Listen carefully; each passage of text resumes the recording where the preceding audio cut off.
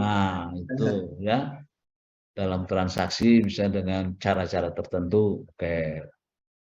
Mungkin di setiap daerah punya kebiasaan-kebiasaan yang bisa sama atau berbeda. Ya. Nah, kemudian kebudayaan juga dalam rangka meningkatkan keimanan, ketakwaan pada Tuhan Yang Maha Esa. Mana contohnya? Kalau memperingati Hari Besar Islam itu, ya. Nah, itu kan ada macam-macam tuh. Kalau di Serang ada panjang maulud, misalnya tuh contoh kepentingan lebih dan macam-macam. Ya. Tetapi misalnya saya pernah tanya, itu banyak sekali itu dari gunungan-gunungan itu atau dari yang di panjang mulut ada samping dan sebagainya. Nah, lalu saya tanya, lalu kemana mau itu untuk disedekahkan?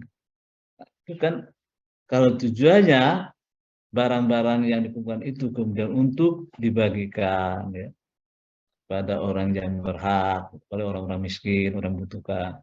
Nah, itu kan sebenarnya merupakan wujud dari pelaksanaan ajaran agama, niatnya sedekah. Oke. Transmisi budaya, oke. Pengendalian sosial, ya. Pengendalian sosial itu maksudnya apa ya? Ya, boleh jadi sebelum ada aturan itu orang ya bisa melakukan sesuatu tindakan yang bertentangan dengan norma, dengan adat kebiasaan. Maka setelah ada budaya atau nilai, ada aturan, ada tradisi, maka itu bisa mengendalikan. Misalnya di tengah malam sudah masuk, oh orang masih, misalnya maaf ya, masih bermain musik, masih berteriak-teriak, wah itu sudah orang kan sudah tidur, mengganggu, maka berteriak-teriak di malam hari di atas jam 10 itu sudah dianggap sebagai tidak beretika ya. Jadi sudah mengendalikan perilaku manusia dengan aturan-aturan tadi. Oke, kemudian dalam dan juga ada fungsi rekreasi ya. Kita bisa menikmati pertunjukan-pertunjukan seni ya, budaya pencak silat misalnya kalau kita, atau di Banten ini ada apa debus dan sebagainya. Nah, itu ada fungsi rekreasi, fungsi hiburan. Meskipun kadang hiburan yang mengerikan karena tubuhnya diiris-iris dengan golok gitu ya misalnya. Baik, tapi itu adalah ada unsur rekreasinya. Nah, sekarang ilmu dan kebudayaan. Tadi sudah sampaikan bahwa ilmu pengetahuan dan teknologi itu menjadi salah satu unsur kebudayaan. Kenapa? Karena iptek itu memang hasil karya manusia. Oke. Ilmu dan kebudayaan itu saling mendukung satu sama lain, kata Talcott Farson. Dalam beberapa tipe masyarakat, ilmu dapat berkembang dengan pesat. Demikian juga sebaliknya. Bisa saja ilmu tidak berkembang dengan pesat. Masyarakat tidak dapat berfungsi dengan wajar tanpa didukung perkembangan yang sehat dari ilmu. Nah, ini sekalian. Ya, kita melihat tentang negara-negara maju itu karena apa? Karena sudah base knowledge society, masyarakat yang berbasis kebudayaan atau berbasis ilmu pengetahuan. Ingat, ilmu adalah salah satu produk budaya. Sekarang kita juga merasakan bahwa ya, dalam kehidupan kita, contoh misalnya, ya, karena suasananya panas, maka kita menggunakan AC. Ya, itu adalah kita menggunakan produk budaya untuk kehidupan kita. Nah, jadi kira-kira begini, ilmu pengetahuan di daerah masyarakat yang tertinggal atau terisolasi, apakah sama dengan ilmu pengetahuan perkembangan ilmu di wilayah-wilayah yang memang masyarakatnya sudah maju, bukan masyarakat yang terbelakang? Tentu saja berbeda. Karena apa? Menurut tinjauan antropologi, salah satu ciri dari masyarakat terbelakang itu adalah ya anti teknologi. Teknologi itu dianggap sebagai apa ya? Pelanggaran. Nah, sekarang katakanlah masyarakat Baduy, ada yang sudah punya televisi, tetapi mereka adalah yang sudah berinteraksi dengan dunia luar. Tidak tahu kita masyarakat Baduy yang di alam itu punya televisi atau tidak. Taat Pak, ketatan Ya, terhadap budaya itu. ya. Sempat ngobrol dengan beberapa soal itu, katanya pengen sih gitu, pengen katanya teknologi, pengen, tapi dia nggak berani katanya. Taat. Pengen punya HP, pengen punya televisi, nah, ya. Tapi tidak berani taat sama leluhurnya, kebudayaan leluhur. Orang leluhurnya melarang, bisa merusak dan sebagainya kan. Takut sama puun, takut sama puun. Takut pada puun kan. Masyarakatnya ingin melihat perkembangan yang terjadi di kota besar, di dunia, ingin lihat sepak bola, pertandingan sepak bola, Piala Dunia misalnya. Nah, tapi aturan di sana tidak membolehkan. Berarti kata antropologi ya masyarakat terbelakang, maaf ya, terpencil, terisolasi itu memang disebut anti teknologi. Selalu menggunakan hal yang sifatnya alamiah, gitu ya. Nah, maka tentu saja berbeda dengan sebuah masyarakat yang perkotaan, yang sudah maju, maka ilmu pengetahuan baik dalam arti produk maupun dalam penggunaan terhadap produk ilmu pengetahuan itu agak banyak. Ya, jadi kalau kita lihat di kota-kota besar, ya, mulai dari rumah sudah banyak memanfaatkan teknologi. Nah, apalagi nanti setelah ada produk-produk kecerdasan buatan atau artificial intelligence, kecerdasan buatan itu bisa membantu orang-orang yang ya sudah punya gaya hidup ya yang berbeda, yang lebih maju, yang lebih terbuka terhadap perkembangan ilmu pengetahuan dan teknologi. Nah, oke. Nah, ilmu dan kebudayaan berada dalam posisi yang saling tergantung dan saling mempengaruhi. Kebudayaan itu produk dari ilmu pengetahuan. Jika ilmu pengetahuan maju, maka kebudayaan akan maju. Bahkan kemarin juga sudah disinggung.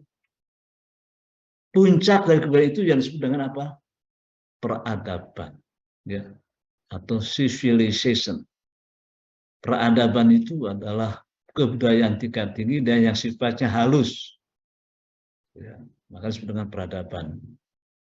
Nah, negara-negara yang maju punya peradaban tinggi itu ya karena kemajuan ipteknya yang luar biasa. Ya sebaliknya, kalau ipteknya lemah maka tidak disebut sebagai yang berperadaban tinggi. Oke. Ya, jadi pada satu pihak perkembangan ilmu dalam suatu masyarakat tergantung dari kondisi kebudayaan. Dan di pihak lain pengembangan ilmu akan mempengaruhi jalannya kebudayaan. Ya, jadi antara ilmu dan kebudayaan ini adalah dua keping mata uang yang saling berkaitan. Dengan ilmu pengetahuan yang maju, yang berkembang, maka kebudayaan juga akan berkembang dengan baik. Sebaliknya, pada masyarakat yang kebudayaannya rendah, belum maju, maka boleh jadi perkembangan ilmu pengetahuan juga akan menjadi terhambat. Ya. Nah, sekalian, kemajuan masyarakat itu kan ditandai oleh apa? Ya, oleh warga masyarakatnya, tingkat pendidikannya, tingkat pekerjaannya, dan semua. penghasilan. Ilmu merupakan bagian dari pengetahuan, dan pengetahuan merupakan unsur dari kebudayaan. Kok kenapa ilmu bagian dari pengetahuan? Yang luas itu ilmu atau pengetahuan? Bu Siti, Novi, ilmu atau pengetahuan yang lebih luas itu? Nah, maaf, ya. Yang lebih luas itu ilmu, Pak, menurut saya. Ilmu pengetahuan atau pengetahuan yang lebih luas? Yang luas. Ilmu. Ilmu. Kenapa ilmu pengetahuan lebih luas daripada pengetahuan?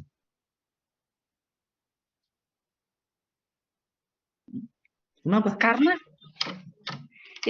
menurut saya, Pak, ilmu itu berdasarkan daripada skill kemampuan yang memang tidak dimiliki oleh orang lain, jadi lebih ke apa ya, kemampuan diri sendiri gitu, atau skill individu. Kenapa ilmu pengetahuan itu lebih luas daripada pengetahuan? Ada yang berbeda? Ada Iya, yang Pak. sebaliknya? Iya. Mana yang lebih luas, pengetahuan atau ilmu? Lebih luas pengetahuan, Prof. Ya, kenapa? Coba jelaskan. Karena ilmu merupakan bagian dari pengetahuan. Ya. Ilmu pengetahuan itu bagian daripada pengetahuan. Di mana keterbatasannya, kesempitannya ilmu itu dibandingkan dengan pengetahuan? Untuk menjadi sebuah ilmu kan harus ada pembuktian, penelitian, dan lain sebagainya. Tetapi pengetahuan itu ilmu pengetahuan atau disebut pengetahuan ilmiah itu hanya menjangkau gejala, peristiwa, atau fenomena yang sifatnya apa? Ya, dapat diamati. Ya. Yang bisa dibuktikan tadi. Yang sifatnya empiris. Nah, itu ilmu pengetahuan. Ya, harus dibuktikan secara empiris, secara nyata. Tapi kalau saya bertanya pengetahuan agama tentang surga dan neraka, bisa dibuktikan enggak? Tidak kan? Tidak, Pak. Itu ilmu pengetahuan justru terbatas. Ilmu pengetahuan atau disebut dengan pengetahuan ilmiah itu terbatas. Di mana batasannya? Ya terbatas hanya kepada masalah-masalah yang tadi empirik, dunia empirik, dunia yang bisa diamati.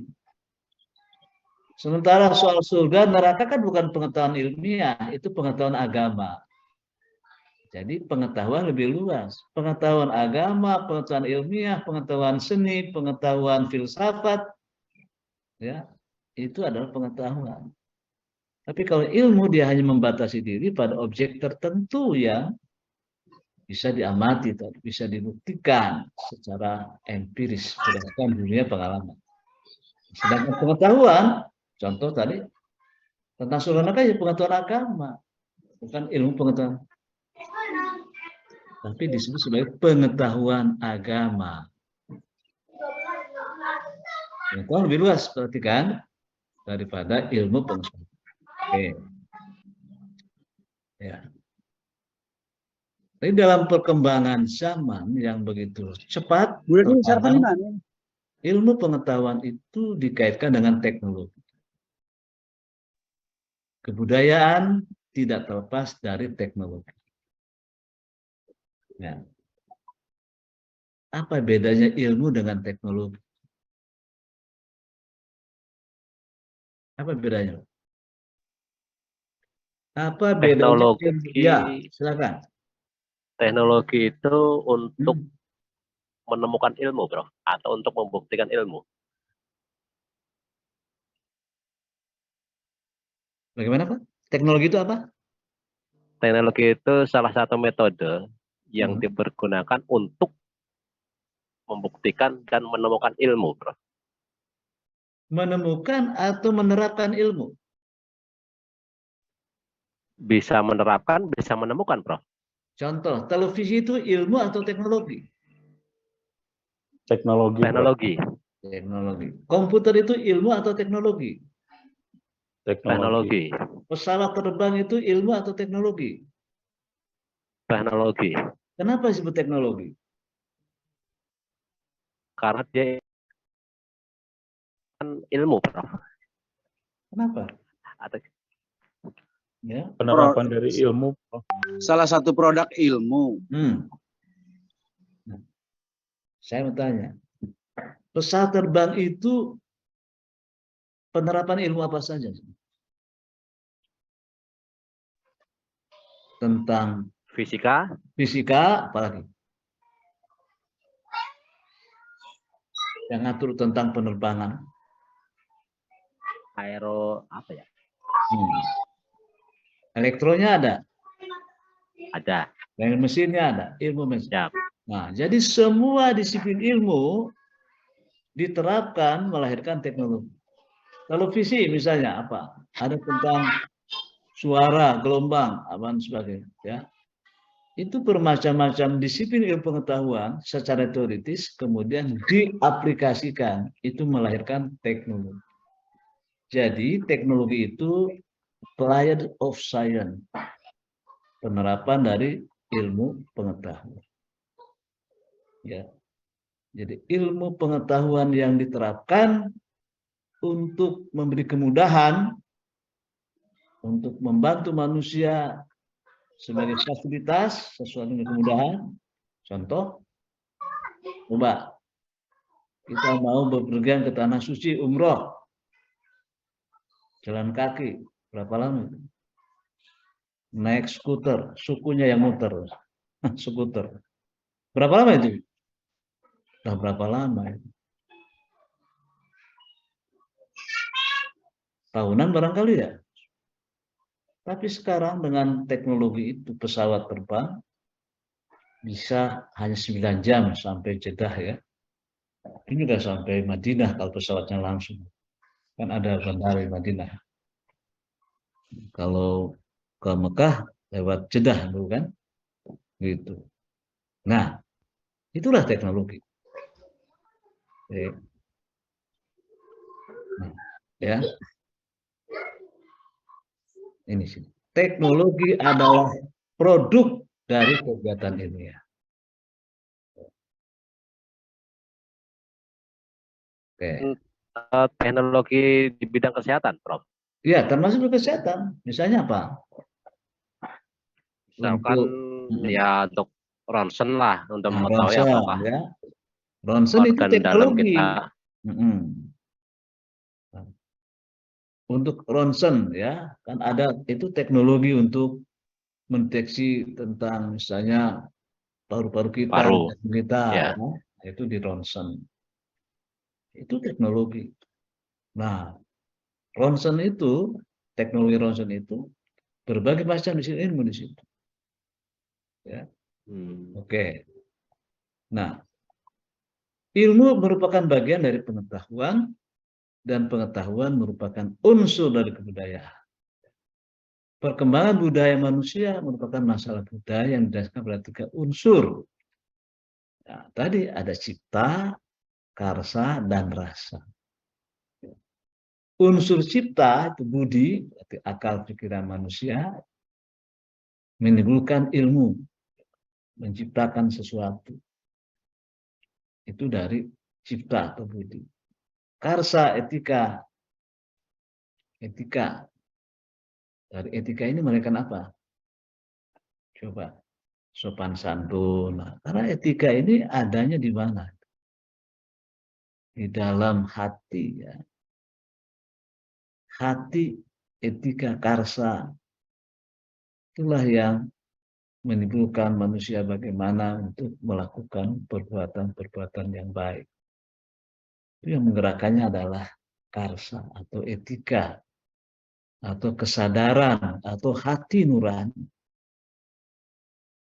Dengan hati nurani itulah cenderung manusia untuk melakukan perbuatan yang baik. Kalau akal, pikiran itu kebenaran, benar dan salah. Kalau hati, karsa itu adalah persoalan memberikan judgement, pertimbangan terhadap baik dan buruk. berkaitan dengan etika, dengan norma. Ya. Rasa itu seni untuk melahirkan keindahan. Ya. Jadi sesuatu yang indah itu adalah seni. Karya seni itu adalah melahirkan suatu keindahan. Dan keindahan itu adalah sesuatu yang abadi. Ya. Jadi ada kebudayaan hasil pikiran, ada hasil karsa, etika, ya, hati nurani, dan ada estetika. Itu yang kita saksikan, ya, seni-seni itu. Seni tari, pencaksilat, nah itu kan ada unsur-unsur keindahan. Peran ilmu dalam kebudayaan. Ilmu sebagai suatu cara berpikir dalam menghasilkan suatu simpulan yang berupa pengetahuan yang dapat diandalkan. Berpikir bukan satunya cara dalam mendapatkan pengetahuan. Ya, betul enggak? Berpikir rasio itu bukan satu-satunya, tetapi dia adalah salah satu sumber dan cara dalam mendapatkan pengetahuan. Apalagi selain